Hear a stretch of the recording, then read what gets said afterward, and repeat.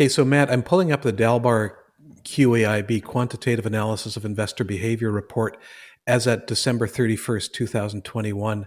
And what it tells us here is that in the 1 year period of 2021, the calendar year, the Standard and Poor 500, that's the top 500 stocks in the United States, uh, returned 28.71%. That was an unusual year. Don't expect that to happen every year, okay? Like it's come on, come on. Let's I know a lot of, some generations, especially younger generations have an experience like that and their expectation is, okay, so we're going to do that every no, we're not going to do that every year, okay? That was an extraordinary different year. But in that same year where the S&P 500 did 28.71%, the average equity fund investor who invests in those same stocks did 18.39%. Holy cow. That's a 10% difference. Are you kidding me? Now, over a 3-year average, the S&P 500, now this has been unusual during this pandemic, is stocks actually went up phenomenally, especially tech stocks.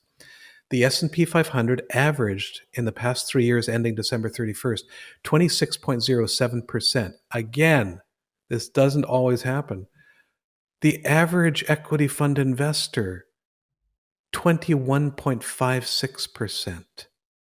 That's a big difference, Matt. Yeah. And over 5 years, the S&P 500 did 18.47. The average equity fund investor did 14.8, and on and on and on. If we take a look at a 30-year time frame, which I consider like a good data set, 3 decades. I don't care about a year, 5 or 10. I don't. Hmm. I care about long time frames. Over a 30-year time frame, the S&P 500 averaged 10.65%, which is consistent with what it's done over the past century. Hmm.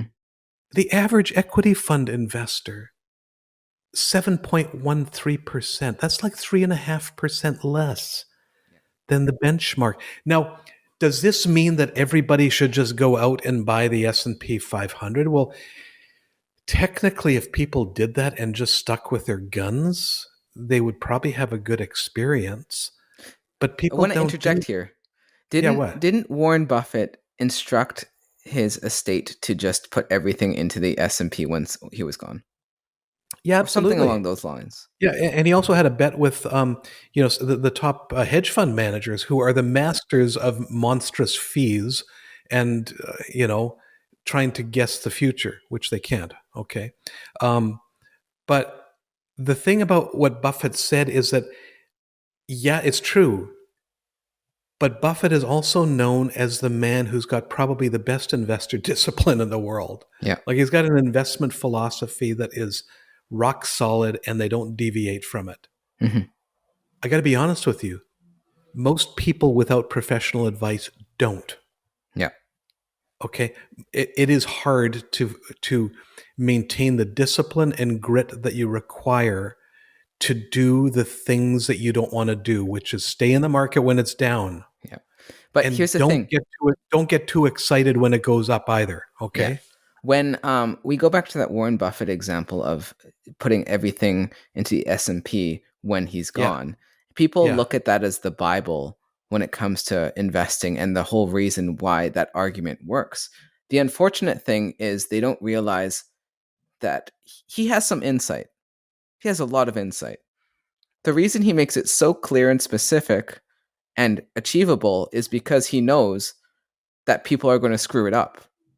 Mm-hmm. Mm-hmm. Well, and the thing is, if Buffett completely followed that advice, he'd do the same thing with Berkshire Hathaway, which he doesn't. Hmm. He has got the ability, with their monstrous cash float, to decide that this company in our portfolio gets more cash this year because we see a great opportunity. We're going to shift some to that direction, and we're going to shift some of our float in the other direction because we see a great opportunity, for instance, to buy Burlington Northern Santa Fe, Yeah. right? And oh, what a great investment that was, given that trade routes are being reconfigured to go like north south and North America and South American stuff rather than across oceans. What a great decision that was. But that's an aside. That's an aside. um, That's an aside. Absolutely.